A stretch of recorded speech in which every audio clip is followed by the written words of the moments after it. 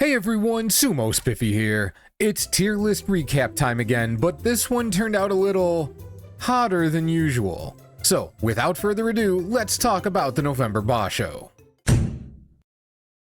Onosato. Looks like the unbeatable Monster King has a little bit of human in him after all. For all the complaints about his win over Aonishiki, I'm sure he'd give it back in exchange for a functioning shoulder. Guys get banged up and recover all the time, but having him of all people drop out with an injury had to make the JSA elders shit their kimonos a little bit. That, and most of them are really fucking old. Hoshoryu.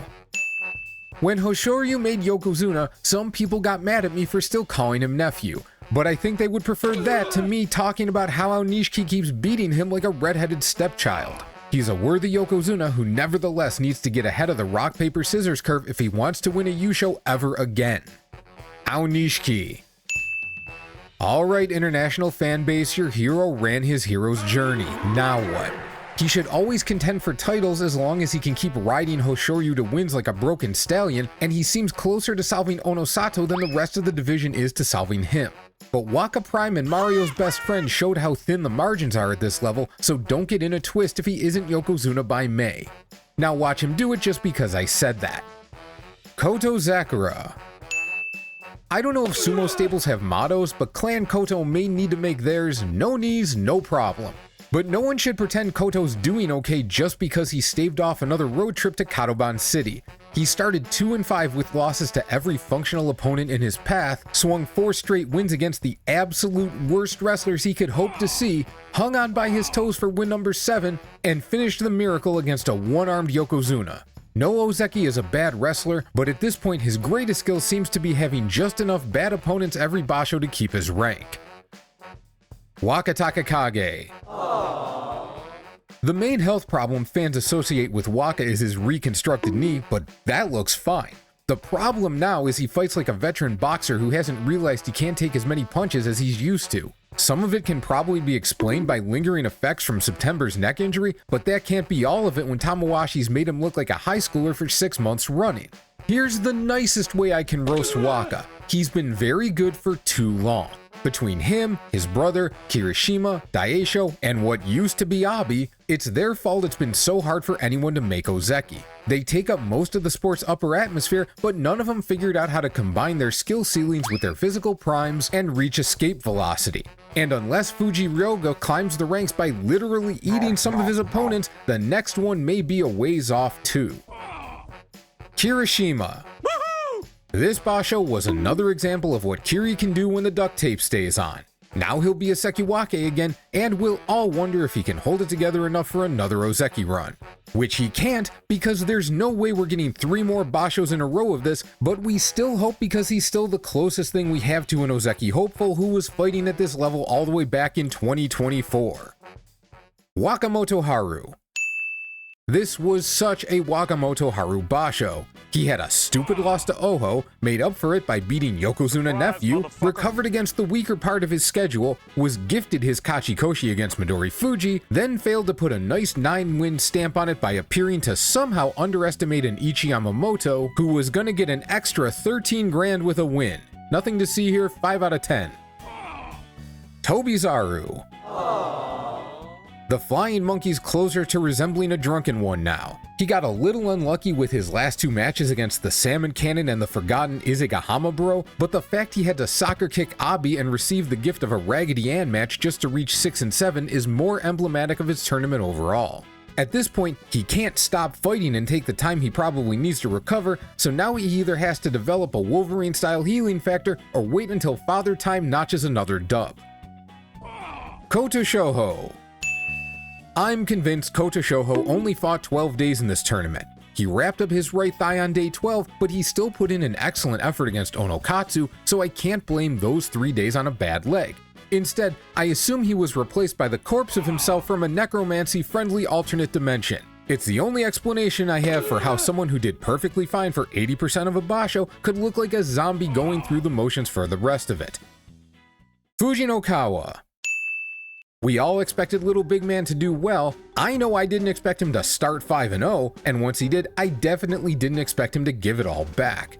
A lot of us get wrapped up in the fact he doesn't have the same shortcomings as most smaller wrestlers and forget that he's still small, and that's a problem in and of itself. Give him Waka bro muscles and it still doesn't help if the taller guys are doing him like Bugs Bunny did Elmer Fudd. Akuho. I thought I'd gotten away from the error of believing too much in an underdog, but how could I not? The boy GOAT already had 2 bashos in the joy and muddled his way to a couple 8 and 7s. The matchups looked bad, but no worse than before, so why couldn't he do it again? And if he hadn't run into either Papa Grizzly or our handsome Cannonball, he might have hit at least 7 wins. But after eliminating Hoshoryu from Yusho contention on day 1, he couldn't buy a win against anyone functional. Getting to beat on Shodai the last day looked like an attaboy for finally conquering Iron Mountain on day 14, but it was the thinnest of silver linings to wrap himself in. At least the Black Mawashi makes him a suitable successor to ride the Abi Yo-Yo. Shishi. I'd compare Shishi to a rubber band, except rubber bands have way more snap. He's so light on his feet, he got thrown by Tommo Kaz, who has a grand total of 11 wins by throw, any throw, in 8.5 years as a pro. One of Shishi's strengths, such as they are, is facing much smaller opponents, but he still lost to Fujinoa and Madori Fuji. I said after September that, at the moment, mobile Shishi is the one that gives him the best chance of winning. The damning thing is that, after this last performance, it's still true. Chura Umi. The most bored-looking man in sumo finally achieved a record equal to his permanent expression. He looks like he should get smushed anytime he gets within a Mawashi sniff of the upper ranks, but he keeps getting smarter about his approach, and that's keeping him afloat. He was only 8 and 7 though, because he absolutely should get smushed near the upper ranks. If he does this again in January, oh boy, I know who I'm picking against in March. Shodai. Whenever the Dark Lord shits himself this fully, it feels in retrospect like it was obvious. But I'm not gonna bash on him too hard this time because, 1, ripping on the big quit version of Shodai is a little overdone. And more importantly, he got seriously unlucky at the end of the basho. From 4 and 6, which was not good but not hopeless, his final 3rd schedule was Kiroshima, Daisho, Takanosho, Oho, and Hakuoho. As badly as those last 3 were doing, they're better than him, and there's a good chance he would have dodged some or all of them if Yoshino Fuji had done just a little worse. But Yoshi's stomp-out performance meant facing others at the top of the win pile, which threw poor Shodai under the Sanyaku struggle bus. I'd feel a lot better about roasting him if he'd had a boring old 6 and 9 with a normal schedule. Chio Shoma. In the most Henka-friendly basho in recent memory, it only makes sense that the Henka King would have his latest unexpected pop-off. I can't entirely forgive him for losing to Ryudin in a matchup he usually wins, but otherwise he combined a lot of expected successes with taking advantage of the worst versions of Oshaoui and Coto Shoho, and a Roga who already had 8 wins and was desperate to reach 7 losses so as not to offend the sumo gods. If we could get x-rays of his back before January, it would probably be a lot easier to predict his next performance. Alas, we'll just have to keep guessing. Speaking of Roga, when he shifted from alternating success and failure to just winning, did anyone doubt he'd face Planet 8 and 4? I mean, I know a couple people doubted it because they commented about the 11 and 4 Roga dream. I'm sure he dreams it too. But unless he barrel rolls back into Juryo, dreams are where that record's gonna stay. Tamawashi. Tamawashi turned 41 during this basho, to which the JSA said, "Happy birthday, Iron Man, here's the Yokozuna." Some people thought that was messed up, but come on. If you're Tamawashi, what could be better than facing the #1 guy on day 8, Nakabi, the biggest middle day of the tournament? Your birthday gift is like someone handing you $100 at a blackjack table. A loss is expected, but a win would cap the day in glorious fashion. And the actual outcome, nearly pulling off another Kinboshi, still looked pretty good. Yeah, the blackjack metaphor falls apart there, but whatever. As for the basho overall, basically as expected. Swatted by the Sanyaku, had a chance at a winning record thanks to Koto Zakura, Waka Prime, and Takanosho all faltering, then lost it when Hakuoho bucked up and finally took it to him. He should end up at the same rank, but I'm torn. It's fun watching him do work against the top guys, but I also kinda want to see him slap faces around rank 7.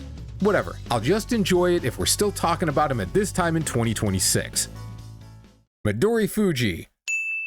I said his early schedule was monstrous and the 2-5 start was indicative of that, but Shishi lost track of his limbs and Shodai already had most of his soul removed when they fought, which let him sneak back to a frankly astonishing 6-5. Then competitive karma kicked in and shanked him down to the Makekoshi that always looked like his destiny. The only difference between the 7-8 I'd have expected and the 6-9 he ended up with was getting launched into a fight with Wakamoto Haru. He's a fan favorite, but I'll believe he can do better when he finds a way to stop Tommo Kaz from stomping a Madori-shaped imprint into the clay. Toki Hayate. If you ever wanted to see a guy hit the wall of his capabilities, just rewatch Time Storm's Basho. He looked healthy and ready to crack heads, and was just a bit unlucky Shona Umi still had some life in him on day 3. The throw he landed on Atami Fuji to go 9-3 was frankly inspired, but all that did was earn him beatdowns from Yoshino Fuji, Kiroshima, and Daisho. I know he got close to landing another win against Yoshi, but that's really as close as he should get. Now we're all gonna hope for the same thing in January because we always hope the shorties can build a sustained run of success. If you're hearing an implication that it won't happen, you're hearing correctly. Sadana Umi. I can't say anything that'll hurt as much as the beatdown Sada suffered. This was always going to happen eventually, but he kept it at bay for so long that it felt like he'd cycle around the bottom of Makuuchi forever. I don't think he'll be a Nishikigi level fail in Juryo next Basho. He might even do okay with all the talent promoting into Makuuchi and away from him, but he might be done at this level. Ryudin. A Basho in 4 parts. I was sad, then I was happy. Then I was sad again, and it finished with relief. Chura Umi borrowed some of Ura's hero aura to make sure Ryudin couldn't pull off 2 winning records in a row. Kisei stable are truly the heroes we need. Now someone explain why Kinbozan's there. Shona Umi. This isn't the first time Shona Umi thunder dumped this hard in Makuuchi, but it is the first time he did it while actually trying. September looked like maybe he'd gotten his thyroid issues sorted out to some extent, and maybe would show some consistency even if it wasn't at the high points he'd shown in the past. Turns out the consistency is him being various levels of shit. Tommo Kaz. Despite an 0-5 start that looked like a tryout for his post-sumo career as a coat rack, Tommo Kaz threw enough wrestlers on their faces to maintain a relatively safe position next Basho. By safe, of course, I mean he's gonna lose a bunch again, but that still might not get him kicked out of the division. Limited as he is, he'll always have a chance at a decent result as long as he has enough short opponents, and it looks like he'll have a solid number of those for the foreseeable future. Alright, those are the agreed upon tier list selections. Now we get into the competition. Abi. For most of his career, Abi's resembled Gumby in the way he slings his body around, bends every which way, but still winds up winning enough to end up near the top of the sport. Turns out he's still like Gumby, but now it's because he has 2 arms and no elbows. Considering everyone knew his plan and he still beat most of them, he was always going to stay successful until his body betrayed him, but I doubt anyone expected the fall off to be this extreme. It's genuinely difficult to watch, and there's no reason to think he'll do more than slow the descent in January if he can even do that. Everyone had hope here, so nobody scores. Daisho. It says something for Daisho that he inspired Abi to find his old self for a couple of days. It also worked out well for Daisho, all things considered, since a win there probably would have landed him a tougher lineup later on, and he still wasn't 100%. If he stays on the same track as far as getting healthier, he should look a lot like his old self in January, and he's gonna need to look like that guy if he lands at the edge of the joy. This time around, he was pretty much as expected, point for everyone. Gonoyama. Gonoyama's sumo comes in 2 versions, blast and lose. If anyone's dumb enough to stand in front of him or too slow to get out of the way, he can knock him ass over tea kettle into one of those Warner Brothers cartoon roles. But step far enough to the side and they can abuse the fact he turns like a semi-truck before the advent of power steering. It's one thing to get played by Fujinokawa or Chio Shoma, getting spun out by the worst version of Shona Umi is another issue entirely. He's too good to not win more than lose at this level, and his 9 wins means a point for everyone. But he's never gonna stomp like he did in the past as long as the book on him stays as simple as a first grade reading primer. Takiyasu. I can't remember the last time we saw Takiyasu work this hard for 15 matches, and he needed every ounce of effort to spin a winning record at the end. That should get him to Sekiwake in January, but his rank isn't the point. It's, was this a good basho or a bad one? Did he grit through back problems in a way we haven't seen before, and there's more upside available if he's healthy? Or has the overall competition caught up enough that even a good version of him needs this type of effort to stay afloat at this level?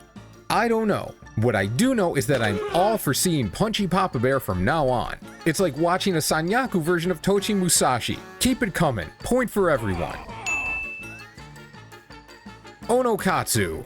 The fact Onokatsu couldn't turn what looked like a very friendly schedule into at least 8 wins isn't the problem. The problem is that he needed to fight Sada no Umi and Shona no Umi the last 2 days just to hit 7, and he gave Shona no Umi way more hope than Shona should ever have in that matchup.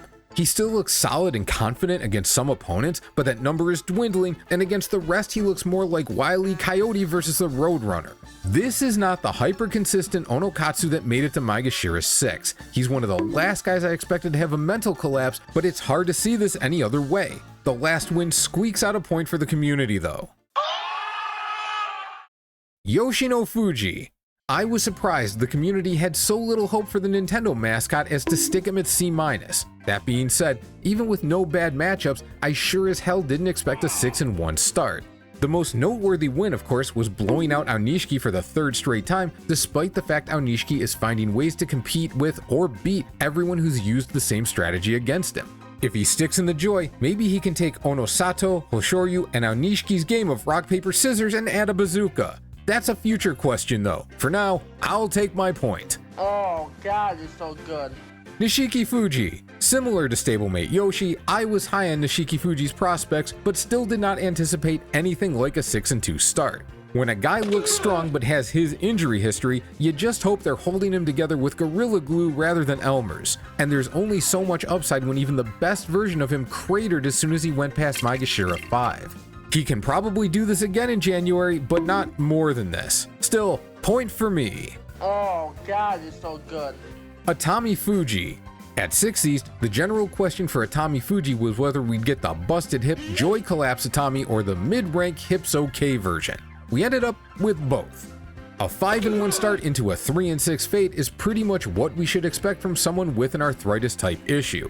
Then again, momentum is a real factor, and I wonder a bit what might have happened if he'd taken his normal win over Chura no Umi and started 6-0. Wait, no, I know, he would have taken way more Sanyaku hands and ended up with the same record. Point for everyone. Kinbozan. 2 months ago, I said losing to Madori Fuji to start September might have sent him into a mental tailspin. Well, f that idea, because he beat Madori to start this one and then shat out 5 losses in a row. He has no business being this trash at the mid-ranks, but he still seems intent on proving he can be more mentally broken than Shodai, no matter how fast Shodai wants to speedrun past him to the bottom of the division.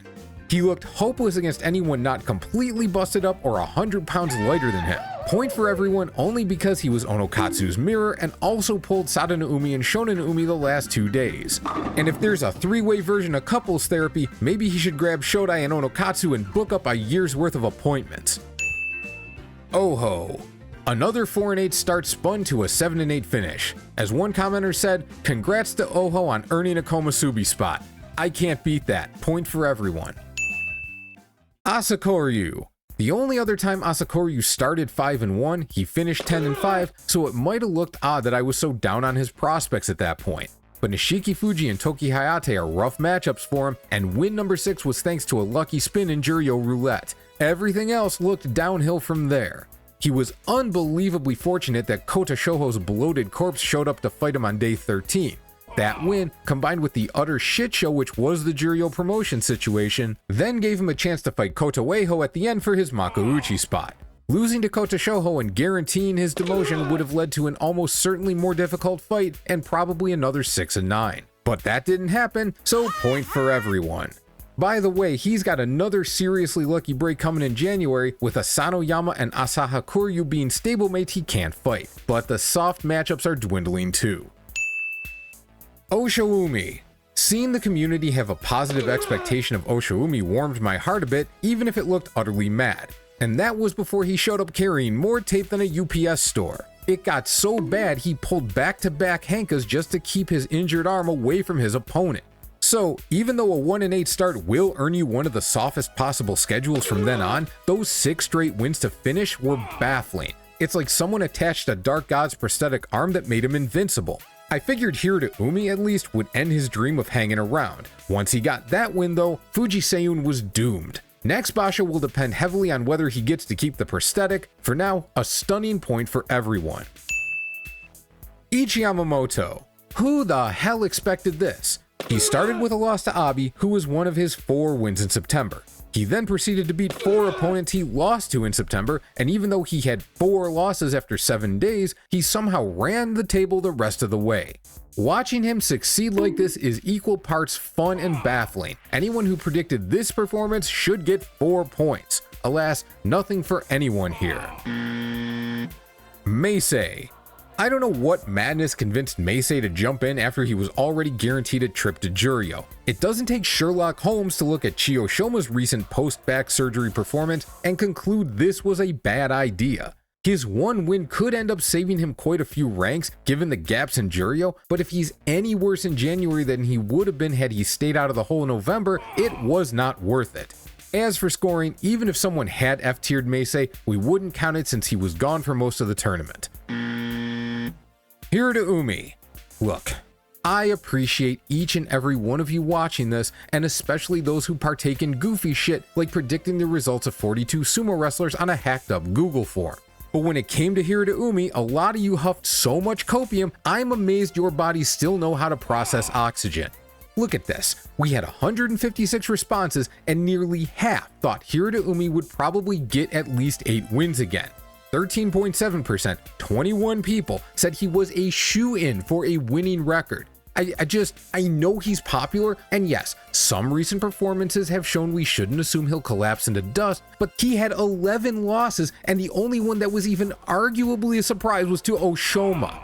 Look at the bright side though, he'll drop outside even a whiff of the joy for the first time since the start of 2024. He should live up to your expectations, it'll just be 2 months late. Takano Sho. I think we all saw a variation on this one coming. It feels like there should be more to criticize in a 5 and 10 performance, but apart from getting out of the way in time to let Onosato beat himself, there weren't a lot of surprises here. I'll just thank him for the 5 wins and the point. Oh God, it's so good. Ura. For all these years, much of the joy in Ura's sumo has been watching him bounce around like a super ball. Turns out he just needed a little more cannonball to crack some heads at the top. There's been a fair bit of commentary that he should have been doing this earlier or all along, but he's been a pro for 10 years. There has to be a reason he wasn't doing it before, right? The way I figure there's 2 probable reasons. 1, his mobility was so good and put such a unique twist on his sumo that, lacking an especially large and powerful frame, it seemed better to stick with that than focus on forward momentum. And 2, especially after that disastrous 5 and 10 in May, he decided that now's the time to focus on his forward power and leaned on it to take some of the pressure off his forever questionable knees. Regardless of the reason, it's working pretty well so far. It also has its limitations the further up the chain he fights, so this isn't likely to result in a magical Sekiwake charge. But given how brilliantly he set up Hakuho with a push and pull, the weapons he's working with now could get him there given the right matchups. Point to the community, but I'm happy to sacrifice for a more successful Pinky Boy. The community going C- on Mitake Umi didn't seem bad just because 6 and 9 looked like a pretty likely score. The 1 and 3 start pointed in that direction too. And on the surface, his 7 and 8 isn't far off from that. But for a guy who faded from Ozeki to Juryo fighting with essentially one arm, this looks like nothing short of a minor comeback. He earned himself a Darwin match and was unfortunate to draw what's essentially an unwinnable matchup at this point. And he was 7 and 7 despite being Meisei's only win and dropping a match to Sadano Umi as well. On the other hand, he was Meisei's only win and he dropped a match to Sadano Umi as well. There's a lot of juice coming up from Juryo in January, so 7 and 8 will probably be another good result. Point for everyone here, I'm just amazed I'm the one who feels lucky about it. And Oshoma. As easy as it might be to criticize Oshoma, and oh boy is he easy to criticize, you gotta give him this. Once he hits a certain rank, he becomes very predictable. Not in how he fights, it doesn't matter how he fights. He's predictable in that more opponents are gonna run through him than passengers through a New York subway turnstile. His only chance at a marginally competitive record was to pop off before the Sanyaku came calling. He got all the wins he reasonably could before that point, but that only put him at 3 and 3.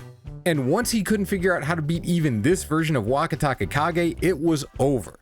it was a minor blessing the one Sanyaku opponent he didn't face was Takiyasu, he might have gotten his heart punched out his ass. And as unfortunate as that would have been for him, at least we know he'd never waste our time like this again. Nonetheless, we thank him for making the introduction of F tier a resounding success. Oh god, it's so good. And that's the tier list recap for November 2025. The final prediction score lands at 13-11 for ya boy, so I'll be keeping my $16, thank you very much. Hope you enjoyed the show, and here's a question for everyone. Should we keep the focus on my picks versus the community's writ large, or would you rather have one person's pick selected at random? To be clear, I would still get predictions from everyone and make the community tier list on a live stream. The difference is, I would select someone's picks at random at the end of the stream, and the recap would be me versus that person rather than the community's picks. Yes, in theory, I could put my picks, the community's, and that person's in the recap, but I'd rather keep the competitive aspect to a one-on-one. And while I would donate to a charity of my choice if I lose to the community, I would instead donate to a charity of that person's choice if I lose to an individual. So tell me what you think of that idea in the comments. Other than that, I have a couple things brewing, but I'm not sure which one will be done next. So keep an eye out for anything, have a great day, and I'll see you soon.